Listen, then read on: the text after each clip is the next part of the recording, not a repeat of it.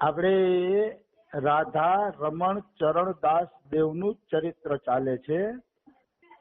રાધા રમણ ચરણદાસ દેવના ચરિત્રમાં આપણે જોયું કે એ તત્વની પ્રાપ્તિ માટે એકલા થઈ ગયા હતા શિષ્યોને મૂકીને, અને એના મનમાં એવો ભાવ હતો કે કોઈ પણ રીતે હું તત્વની પ્રાપ્તિ કરું. પછી બધાય સાધુમાં ફર્યા પણ ક્યાંય એને સંતોષ ન થયો. શું કામ સંતોષ ન થયો? તો કે બધી જગ્યાએ ખોટું ખોટું ને ખોટું જ એને દેખાણું, એટલે સંતોષ ન થયો. એટલે ઈ સીધા અયોધ્યા આવ્યા સરયુના કિનારે. ત્યાં ગુરુજીએ દર્શન દીધા અને ત્યાં ગુરુજીએ તત્વની પ્રાપ્તિ કરાવી. બાબા નવદ્વીપ આવી જાય છે. નવદ્વીપ આવી અને હરિબાબા ગૌર હરિબાબા પાસેથી વેશ દીક્ષા લે છે અને નામ પડે છે રાધા રમણ ચરણદાસ. અહીંયાથી એનું નામ બદલે છે રાધા રમણ ચરણદાસજી. હવે એનો મજેદાર પ્રસંગ, રાધા રમણ ચરણદાસ દેવજી જગન્નાથપુરીમાં આવી ગયા છે. જગન્નાથપુરીમાં આવી ગયા ને પછી એક વખત એ કીર્તન કરતા હોય છે. કીર્તન તો ચૈતન્ય મહાપ્રભુ જેવા જ એમને કર્યા. તો એક વખત પોતાના ચારેય સાથીદારોને લઈને કીર્તન કરતા હતા રાધા રમણ ચરણદાસ દેવ. તો અહીંયા એક પુત્રી આવી, અને પુત્રી એટલે કેવી, અસલ કીર્તન થાય ને તો ઉ કરીને કીર્તન બોલતી હોય ને એવો અવાજ કરે. એવી એક પુત્રી આવી. અને પછી શું થાય, ભક્તો કીર્તન કરતા કરતા આગળ નીકળી જાય ને તો એ ભક્તના ચરણ રજમાં આળોટતી, ભક્તના ચરણ રજમાં આળોટે એ પુત્રી, અને પછી ભેગા ભેગી જાય. અરે તમે વાત ના પૂછો, એવી ભક્તિ કરે એ પુત્રી.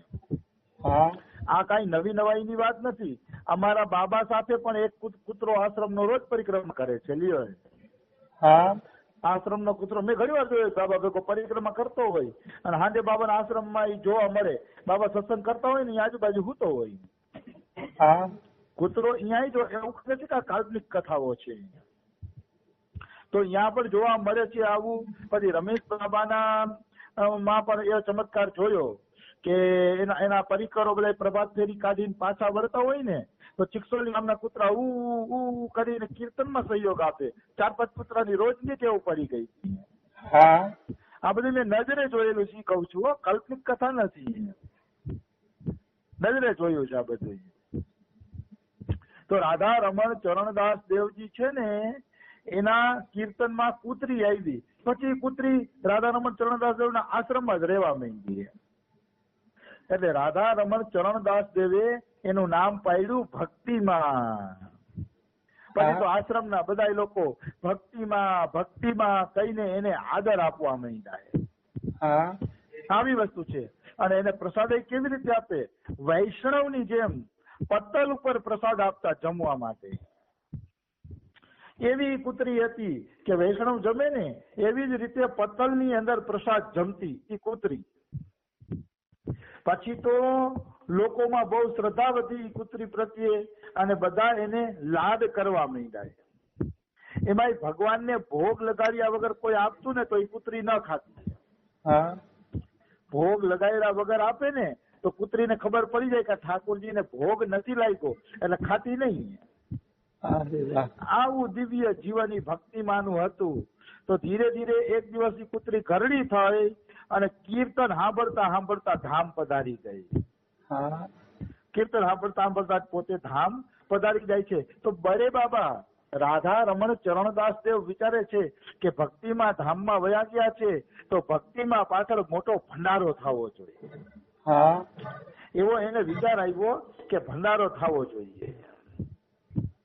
એટલે તરત જ બરે બાબાએ કીધું કે આપણા ભક્તિમાં ધામ પધારી ગયા છે તો ભક્તિમાં માટે એક ભંડારો થવો જોઈએ, કૂતરાઓનો ભંડારો. તો બધા કે બાબા આ તમે શું વાત કરો છો, ભલા ક્યાંય કૂતરાઓનો ભંડારો થોડો હોય. તો કે મારે કરવો છે, ભક્તિમાંની આખી નાતને જમાડવી છે. તો કોઈ કે જાઓ ગામમાં નિમંત્રણ દે આવો. તો બધા શિષ્યો એકબીજાનું મોઢું જોવે કે કઈ કૂતરાને થોડું નિમંત્રણ દેવાનું હોય. અને બધા એકબીજાનું મોઢું જોતા હતા. ત્યારે બાબાએ કીધું લ્યો તમને શ્રદ્ધા નથી ત્યાં એક શિષ્ય આગળ આવ્યો, નવદ્વીપદાસ બાબા. હા એ નવદ્વીપદાસ બાબા કહે, બાબા મને તમારા ઉપર ભરોસો છે કે હું કૂતરાઓને નિમંત્રણ દઈ આવું. વાહ. તો પંડિત રાધારમણ ચરણદાસ દેવે એની પીઠ થપથપાવી અને પીઠ થપાવીને એમ કહે છે કે જા તને સફળતા મળશે તારા કાર્યમાં, તું જા એમ. અને પીઠ થપથપાવીને તો નવદીપદાસ ને એમ લાગ્યું જાણે બાબાએ મારી અંદર શક્તિ સંચાર કરી દીધો. પીઠ થપથપાવીને તો નવદીપને એવું લાગ્યું મારામાં જાણે શક્તિ આવી ગઈ છે નિમંત્રણ દેવાની, એવો એને અનુભવ થયો. આમ પણ મહાપુરુષ કોઈ કામ ચીંધે ને તો શક્તિ આપીને જ કામ ચીંધે છે, શક્તિ સંચાર તમારી અંદર કરી દે છે. બિલકુલ આ ફાઇનલ વાત છે. શક્તિ સંચાર અવશ્ય કરે છે મહાપુરુષ, એમાં કોઈ એટલે કોઈ શંકા નથી, કિંચિત માત્ર શંકા નથી. સ્વામી રામસુદાસજીને કોકે પ્રશ્ન કર્યો હતો કે બાબા ગુરુજી કોઈ એવી આજ્ઞા આપે કે જે આજ્ઞાનું અમે પાલન ન કરી શકીએ તો શું કરવું? તો સ્વામી રામસુદાસજીને પ્રશ્ન કર્યો હતો કે અરે એવું કોઈ બને જ નહીં. ગુરુ કોઈ આજ્ઞાનું આપે તો એની પાલન કરવાની શક્તિ પણ આપે છે, નિશ્ચિત આપે છે. અને જો પાલન કરવાની શક્તિ ન હોય તો એવી આજ્ઞા ગુરુજી આપતા જ નથી. આવી વાત છે. તો આમને શક્તિ સંચાર કર્યો તો નવદીપદાસ બાબા કૂતરાઓને નિમંત્રણ દેવા નીકળ્યા. તો એક લાલ કલરનો મોટો બધો સરસ મજાનો કૂતરો એને સામે મળ્યો અને નવદીપદાસ બાબાએ કૂતરાને કીધું, પ્રણામ વૈષ્ણવ, તમે છે ને તમારી નાતને નિમંત્રણ આપી આવજો. હું ગલીએ ગલીએ ફરીને નિમંત્રણ આપીશ, પણ કદાચ મારી ભાષા તમારી નાત ન પણ સમજે તો જાઓ તમારી નાતને તમારી ભાષામાં નિમંત્રણ આપો. પેલો લાલ કૂતરો પગ ઊંચા કરીને ગયો નિમંત્રણ દેવાય. નિમંત્રણ દેવા ગયો અને આખા ગામને નોતરું આપી દીધું.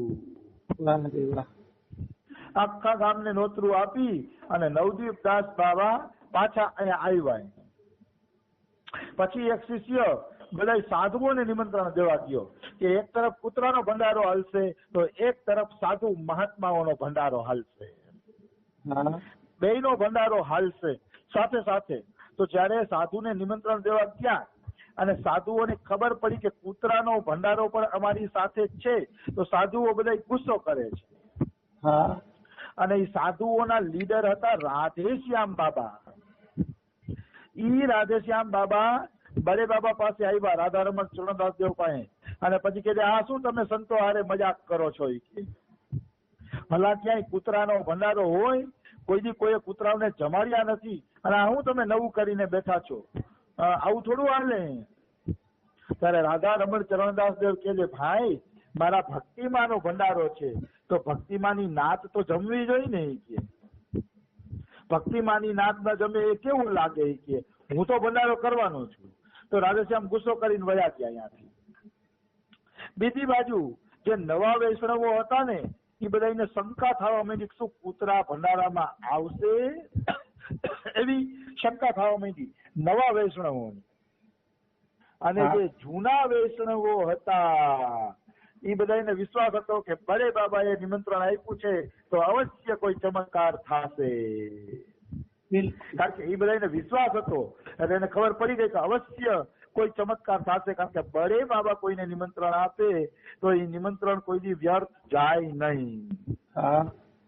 અને જુનાવને વિશ્વાસ હતો જો અમારા બાબા રમેશ બાબા કોઈ સંકલ્પ કરે ને તો મારું પેટનું પાણી ન લે. મને ખબર જ છે કે મહાપુરુષ છે, એના સંકલ્પ કોઈ દી વ્યર્થ ન જાય.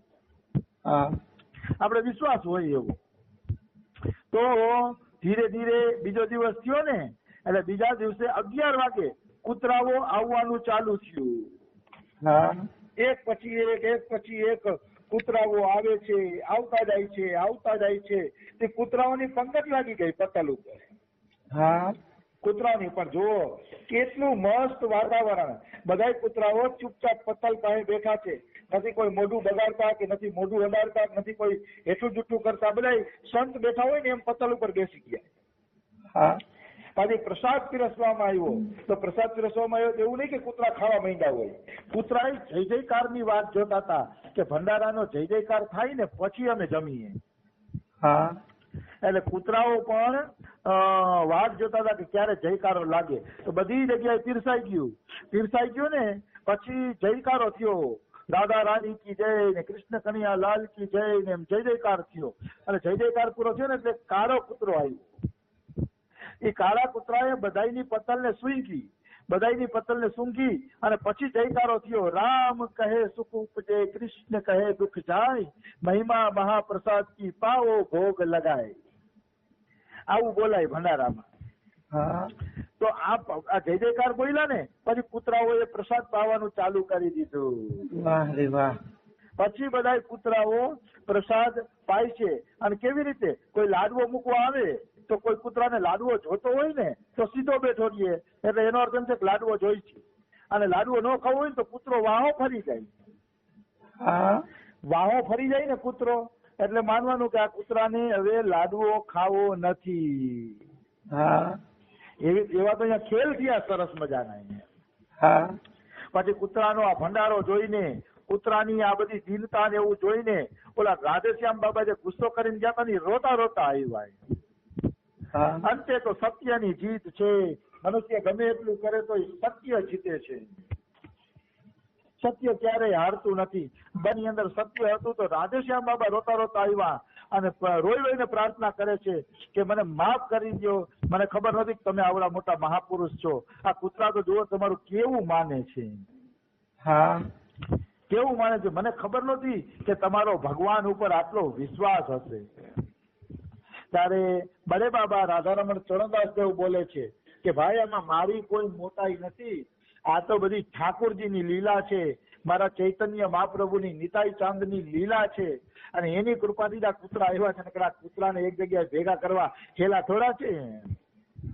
પણ કે આ તો નિતાઈ ચાંદની કૃપા છે, એટલા માટે આ બધા અહીંયા ભેગા થયા છે. પછી તો સંતોએ પ્રસાદ લીધો. કેવી રીતે પ્રસાદ લીધો? પેલા કૂતરાઓનું અગરામૃત અને ચરણામૃત લીધું. જો આ કેટલી વિચિત્ર વાત છે. કૂતરાઓની જૂઠણ પણ લીધી બડે બાબાએ. હા અને કૂતરાઓનું ચરણામૃત પણ ભેગું કર્યું. પછી ચરણામૃત ને એ બધું બડે બાબાએ લીધું અને પછી સાધુઓએ બધાએ પ્રસાદ પાયો. વાહ. આમ ને આમ આ ઉત્સવ પૂરો થઈ ગયો. રાતના 11:30 વાગી ગયા. તો 11:30 બધા આશ્રમમાં ઘુસ્યા ને તો ભગવાનને જે ભોગ લગાડેલી હતી એ પતલિયા પડી હતી. હા તો તરત જ બડે બાબાના એક શિષ્ય હતા, રાધારમણ ચરણદાસ દેવના એક શિષ્ય હતા. એ શિષ્યએ કીધું કે બાબા એક પતલ વહી ગઈ, હવે શું કરશી? બધાએ જમી લીધું છે, ભર પેટ જમી લીધું છે, પણ આ એક પતલ વહી ગઈ છે તો આપણે એક પતલનું શું કરશી? તો બડે બાબા કે પ્રસાદ વધવો ન જોઈએ, કે અવશ્ય કોઈ રહી ગયો છે. જેમ જેસલ તોરલમાં કેમ જેસલ રહી ગયો તો જેસલનો પ્રસાદ વહી ગયો તો બાબા કે હજી કોઈ ભૂખ્યું રહી ગયું લાગે છે. કે મારા નિતાઈ ચાંદના દરબારમાં, મારા ચૈતન્ય મહાપ્રભુના દરબારમાં આવું કોઈ બને નહીં. કોઈ રહી નથી ગયું ને? તો કે ના મહારાજ, કોઈ નથી રહી ગયું. ત્યાં ઓલો લાલ કૂતરો આવ્યો જે પેલે નિમંત્રણ દેવા ગયો તો ઈ લાલ કૂતરો આવીને પગ ઊંચા કરીને ઊ કરવા માંડ્યો. ત્યારે કે જો આ એક જ બાકી છે, આને પતલ આપી દો. પછી લાલ કૂતરાને પતલ આપવામાં આવી અને લાલ કૂતરો એ પતલ ભરપેટ જમી અને ગયો. ત્યારે રાધારમણ ચરણદાસ દેવ બોલે છે કે મારો પ્રભુ કેટલો કરુણામય છે. જો આ નિમંત્રણ દેવા વાળો કૂતરો ભૂખો રહ્યો હોત ને તો આપણે અપરાધ લાગત. એ બિચારાએ નિમંત્રણ દેવાની સેવા કરી છે. તો એ જો રહી જાત તો આપણે અપરાધ લાગ. તો મારા ભગવાન કેટલા દયાળુ છે, એના માટે જો એક પતલ અલગથી હાથવી રાખી. કે ભલા કોઈ એવું બને કે ભગવાનની પતલ રહી જાય? એમ રહે જ નહીં. પણ એમ કે જો મારો પ્રભુ કેટલો દયાળુ છે, એક પતલ એટલે રાખી દીધી કે આપણે એક સંત ભૂખા રહી જાય તો એનો અપરાધ ન લાગે. એટલે